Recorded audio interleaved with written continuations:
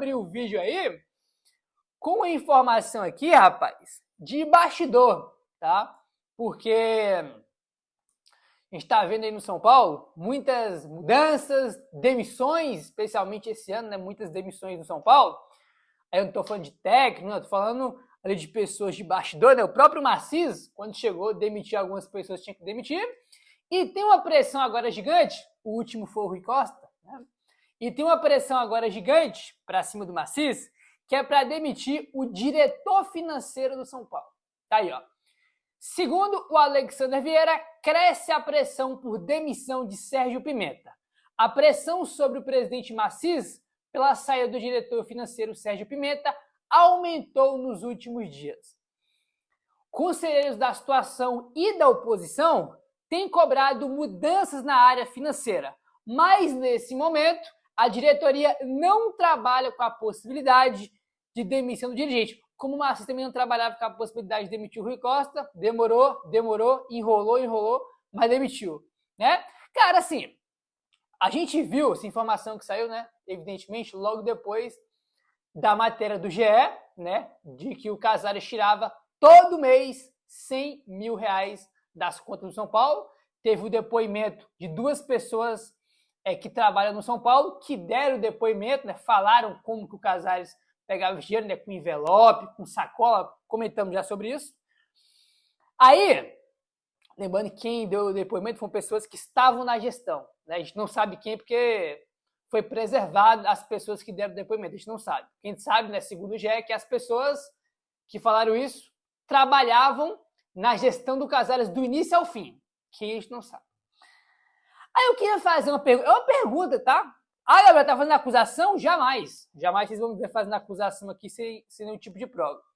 Agora, quero fazer uma pergunta aqui que é o seguinte. Claro que ele não vai ver o vídeo, mas, ô Sérgio Pimenta, você que é diretor financeiro do São Paulo, onde é que você estava, rapaz? Você não viu o Casares, o presidente do clube, né, todo mês pegar 100 mil reais do São Paulo?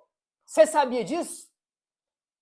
Porque de duas uma, ou você sabia, via e não fazia nada, então você é cúmplice, né? Porque se você via algo errado e ele não fez nada, você é cúmplice daquilo de alguma maneira.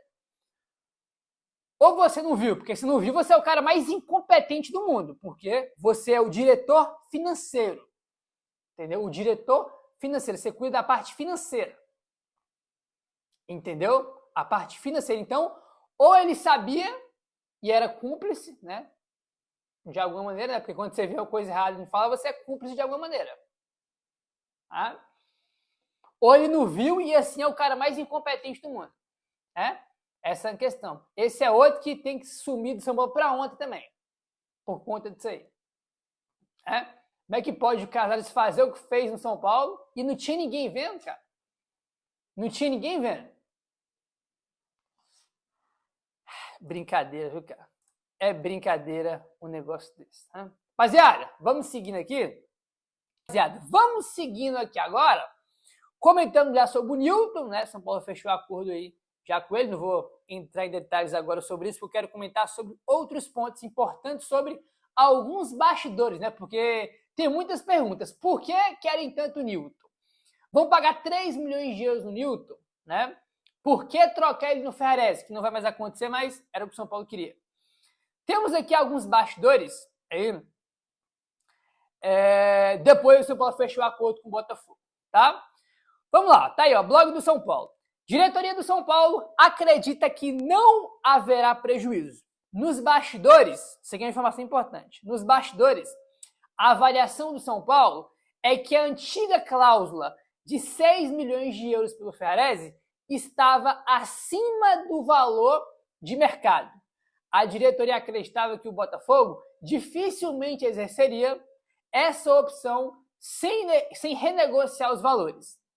Por isso, aceitou reduzir a cláusula para 3 milhões de euros, garantindo uma operação considerada mais realista e aumentando as chances de uma futura venda do defensor. Isso que é um ponto importante. O São Paulo tem um entendimento, eles entendem que os 6 milhões de euros, que é a opção de compra que está no contrato que oferece com o Botafogo, é esse valor, São Paulo entende que esse valor está acima do mercado, né? Acima do mercado. E é aquela coisa, né? O São Paulo fechou o valor com o Botafogo por 3 milhões de euros. É aquela coisa. Caso no final do ano o Botafogo queira comprar o Ferrarese, aí os 3 de euros que o São Paulo tem que pagar pelo Newton vão ser abatidos no Ferrarese. Então, se o Ferrarese vale 6, abate 3 do Newton e o Botafogo fica devendo 3. Isso caso o Botafogo queira ficar com o Ferrarese. Caso o Botafogo não queira comprar o Ferrarese, o São Paulo vai ter que pagar os 3 de euros pelo Newton e o Ferrarese retorna. Né? Importante isso aí, tá bom? Pausa de 5 segundos para pedir a sua ajuda ao nosso canal com o seu like e se inscrever se ainda não for um inscrito. São Paulo vai iniciar a venda de ingressos para o confronto contra o Atlético Paranaense, que será realizado em Bragança Paulista no próximo dia 22 de julho, logo na quarta-feira subsequente à final da Copa do Mundo, e a venda de ingressos começará no dia 14, ali tem todos os planos bonitinho. O ingresso mais barato é R$ 80, então o torcedor de São Paulo que vai ter que se deslocar até Bragança Paulista, que vai, né, 1 hora na estrada, 1 hora e meia, dependendo da região, outros até mais. Quarta-feira à noite, o mais barato terá que pagar R$ 80, R$ 40 a meia entrada. Para esse confronto, a expectativa é do São Paulo conquistar os 3 pontos. É um confronto direto. O Atlético Paranaense é o quarto colocado com 30 pontos conquistados, enquanto o São Paulo está em oitavo com 25. Então o São Paulo precisa urgentemente dessa vitória, é um jogo importante. Infelizmente não teremos o estádio do Morumbi, muito por conta dos shows, da sequência de shows do Harry Styles que teremos lá no estádio do Morumbi, que está sem gramado. Depois dos shows será colocado novamente o gramado e aí fica a expectativa de termos ou não o São Paulo para apenas contra o Curitiba lá em agosto, tá bom? São Paulo venceu os 2 jogos treinos realizados no Super CT da Barra Funda no sábado, 2 vitórias importantes, hein? Brincadeiras à parte, a comissão técnica avaliou como muito positiva essas 2 experiências que o São Paulo teve. As próximas serão na próxima sexta-feira, onde o São Paulo também realizará 2 jogos treinos, um é contra a Ferroviária, o outro o São Paulo ainda não divulgou qual que será a equipe. Mas os jogos treinos foram muito benéficos. O São Paulo aproveitou para utilizar um time em um jogo e um time em outro, e aí o técnico Dorival Júnior pôde testar esquemas, jogadores, pôde variar bastante.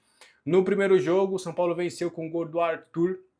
O Arthur fez o único gol da vitória contra o Primavera. Esse jogo aconteceu às 10 horas da manhã, e aí o São Paulo conquistou esse resultado.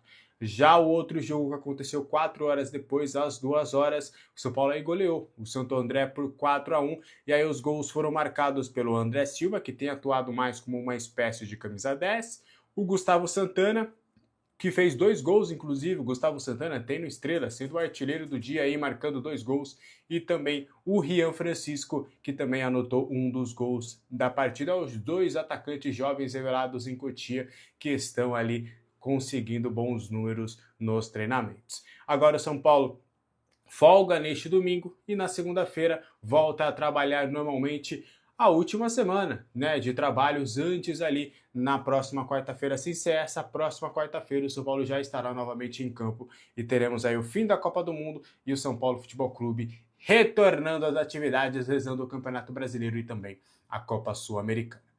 O Victor Sá está treinando normalmente, está bem fisicamente, a expectativa é que ele esteja disponível para a estreia no confronto contra o Atlético Paranaense. A tendência dele começar no banco de reservas. O Victor Sá tem atuado preferencialmente mesmo como um atacante pelo lado esquerdo do campo, tem sido bem acionado pelo técnico Dorival Júnior. O Dorival entende que ele vai ser um jogador importante, principalmente para jogos fora de casa, para jogos em casa, quando ele precisar realmente de um jogador um pouco mais de velocidade em algumas circunstâncias de jogo, e em alguns momentos também contar com um atleta que chegou com um salário de 700 mil, e ano que vem vai virar um salário de 1 milhão, mas que chega para jogar, tem 32 anos e está bem, está muito bem nos treinos, fisicamente está impecável, até do que a gente tem de apuração. Ele termina a temporada no Krasnodar, na temporada passada, com uma lesão no quadril, E aí, por conta disso, ele perdeu alguns bons jogos ali da reta final do Krasnodar, só que desta vez ele tá treinando bem, se recuperou dessa contusão, não teve nenhum tipo de problema.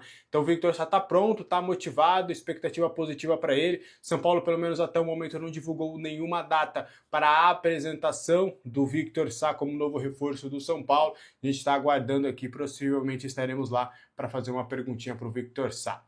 Se você pudesse ter essa oportunidade, o que você perguntaria para o Victor Sá? Quero saber a sua opinião aqui nos comentários, tá? O goleiro Carlos Coronel interessa a alguns clubes do futebol dos Estados Unidos e poderia deixar o São Paulo. Por que eu falo poderia? Porque ele não deve. O São Paulo recebeu uma investida do Los Angeles Galaxy, não é o UFC, é o outro, é aquele que jogou o David Beckham, que foi procurar mais informações sobre o goleiro. É importante trazer que o Carlos Coronel ele tem mercado nos Estados Unidos, né? Porque ele passou por muito tempo lá no New York Red Bulls, então ele tem um mercado interessante. Lá na MLS ele foi um goleiro de certo destaque, não era um dos principais ali, mas, por exemplo, antes dele vir para o São Paulo, ele estava com praticamente tudo acertado com o Orlando City. Então é um jogador que tem mercado por lá. Então o LA Galaxy chegou ao São Paulo, perguntando ali valores, perguntando a possibilidade de fazer negócio. Porém, o próprio jogador também entende que ainda é cedo, por mais que ele passou aí 6 meses mais no banco de reservas do que tendo oportunidades, ele quer buscar uma sequência no segundo semestre, ele entende que tem condições de brigar por esse espaço com o Rafael, obviamente de uma maneira digna, de uma maneira honesta, mas que o Carlos Coronel acredita que no dia a dia ele pode acabar conquistando esse espaço. Então ele mesmo também não quis evoluir com esse interesse por parte dos Estados Unidos. Do lado do São Paulo também foi corroborado. Nesse momento, o São Paulo não gostaria de negociar o seu jogador, até atestam que eles já liberaram o Young para procurar um novo clube, então eles contam com o Coronel para ser esse reserva imediato do Rafael. Eles entendem que é importante realmente ter esse goleiro um pouco mais experiente para ser o reserva imediato do arqueiro do São Paulo. Então nem o Carlos Coronel e muito menos o São Paulo também entendem que o negócio poderia ser vantajoso, então por conta disso ele não aconteceu. Jogo para você nos comentários, você acha que valeria a pena negociar o Carlos Coronel no mercado da bola? Quero saber a sua opinião aqui, tranquilo. Vamos lá. O Newton, ele abriu mão de alguns valores importantes com o Botafogo para poder destravar esse negócio e poder se tornar reforço do São Paulo. O Botafogo tinha, vamos colocar alguns pagamentos a serem feitos, não seriam salários ou direitos de imagem, mas tem alguns pagamentos importantes que o Newton teria que receber do Botafogo e em um certo momento isso chegou a ser até um empecilho durante as conversas, mas o jogador se mostrou muito disposto a jogar no São Paulo. Ele está realmente com uma expectativa muito alta de jogar no São Paulo, de ter essa oportunidade. Ele já teve esse papo com o Dorival. Ele soube que o Dorival também já o queria levar para o Corinthians em outra ocasião. Então o Newton está numa expectativa muito positiva para essa vinda para o São Paulo. Não só para trabalhar com o Dorival, mas para ter essa oportunidade do São Paulo, talvez essa mudança de cenário, já que ele era reserva no Botafogo. Então essa oportunidade que está batendo na porta para ele. E aí ele quis abrir mão desses valores que ele deveria receber do Botafogo, decidiu realmente deixar isso para lá para poder focar neste momento na sua carreira no São Paulo. Faltam pequenos detalhes burocráticos para que a assinatura do contrato aconteça. Ele já está em São Paulo, tem frequentado normalmente o CT da Barra Funda, então é um jogador que restam somente detalhes realmente para esse negócio acabar acontecendo. A expectativa é já na próxima semana de ele já estar treinando normalmente com o grupo, já poder ser anunciado também como novo reforço do São Paulo. Você gostou dessa contratação? Eu quero saber a sua opinião nos comentários, tá? Seguinte, sobre o Arthur, a gente vai trazer uma atualização importante e o São Paulo vai ter ali talvez alguma dificuldade para poder fazer essa transação. Por quê? O São Paulo, né, ele começa a conversar entre Newton e Ferrarese por uma troca, por entender ali de que o Botafogo não toparia, mesmo com o Ferrarese tendo uma cláusula de 6 milhões de euros, o São Paulo entendeu ali durante as conversas com o Botafogo de que, primeiro, o Botafogo não iria topar uma troca simples de Ferrarese por Arthur e que também o Botafogo não iria topar pagar os 6 milhões de euros, que o Botafogo tentaria barganhar em caso de uma compra do Ferrarese, que eles entendem que o Ferrarese não vale 6 milhões de euros.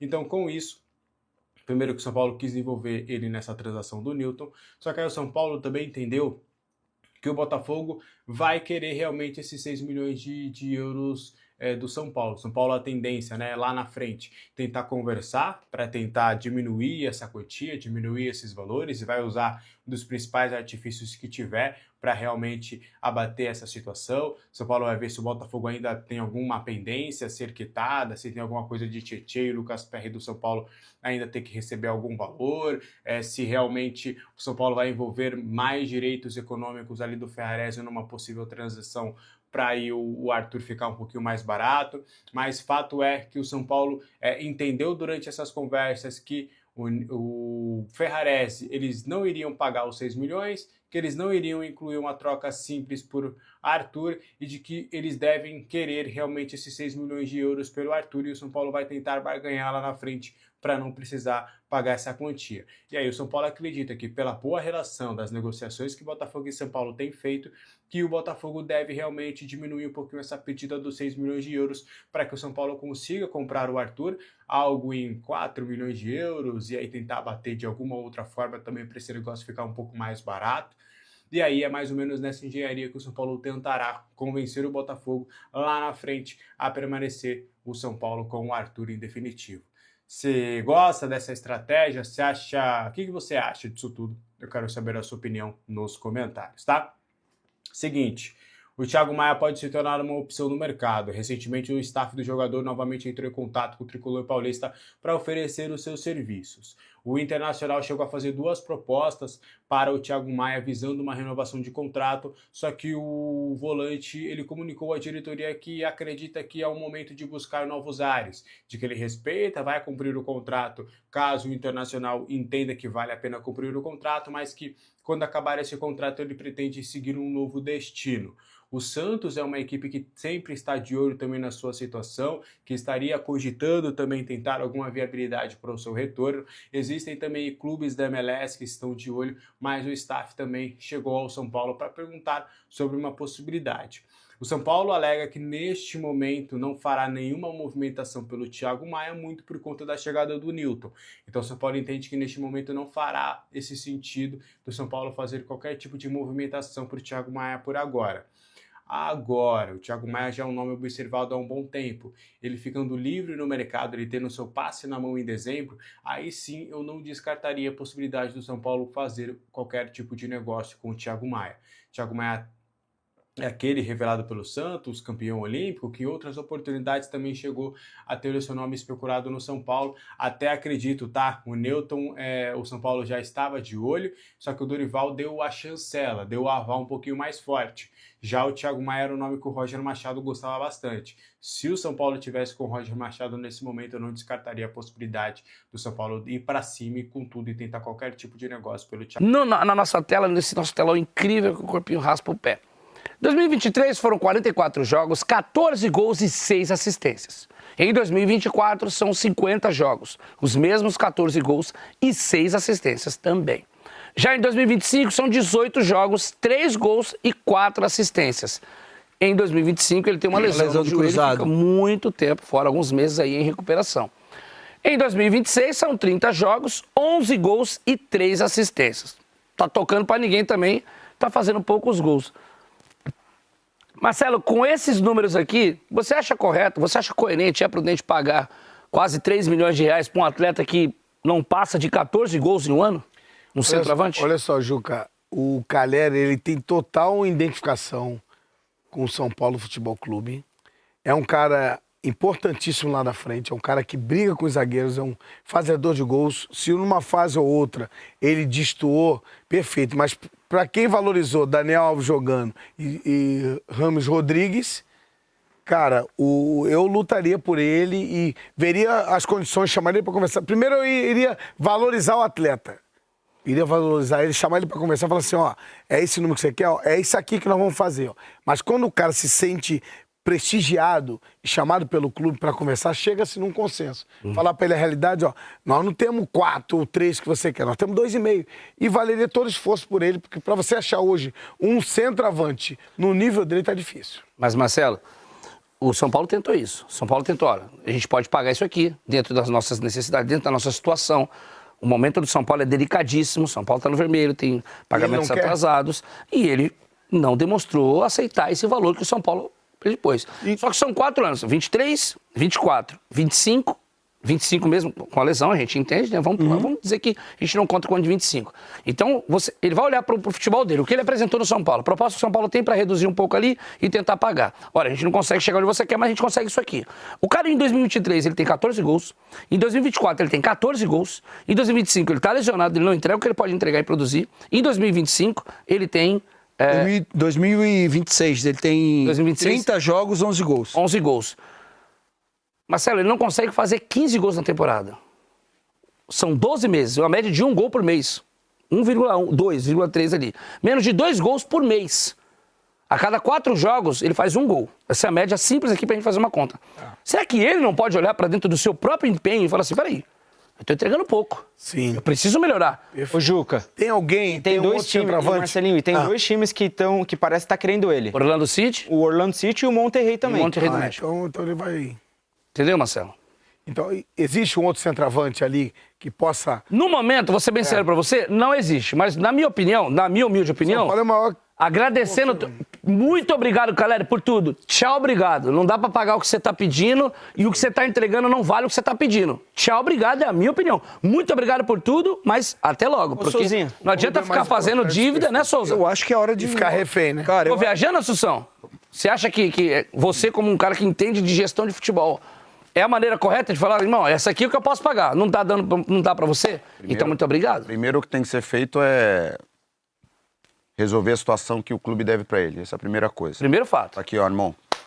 A gente pode pagar dessa maneira. Se você fala tanto que ama o clube e o clube gosta de você, primeira posição, primeira situação que a gente precisa resolver é essa. E a gente consegue pagar dessa maneira.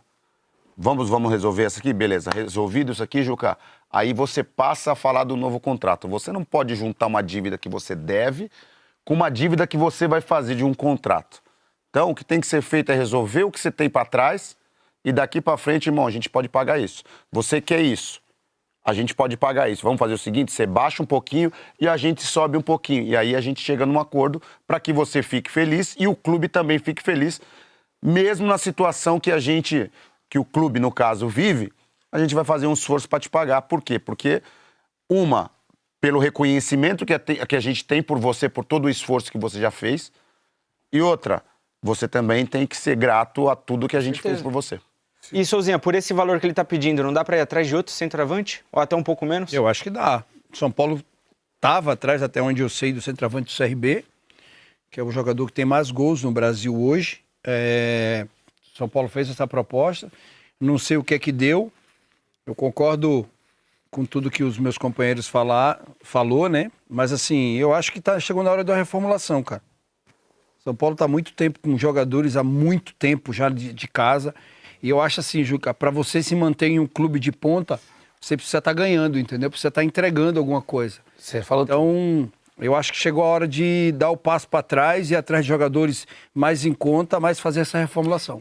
O São Paulo segue em busca de um zagueiro para reforçar o elenco na janela de transferências, mas, enquanto não consegue fechar uma contratação, tem recorrido às categorias de base para suprir a necessidade no setor defensivo. A solução temporária passa pelos jovens Isaac e Igão, que vem treinando com o elenco principal durante a intertemporada. O pedido por um novo defensor partiu de Dorival Júnior, que considera a chegada de mais um zagueiro importante para a sequência da temporada. No entanto, as limitações financeiras do clube dificultam o avanço das negociações, obrigando a comissão técnica a observar alternativas dentro de casa como plano B para reforçar a equipe para a sequência do ano. O jogo-treino do São Paulo contra o Santo André, realizado neste sábado no CT da Barra Funda, teve um nome que chamou a atenção da torcida: Gustavo Santana. O atacante marcou 2 dos 4 gols da vitória por 4-1 e ganhou destaque justamente em um momento em que Dorival Júnior observa com atenção os jovens que podem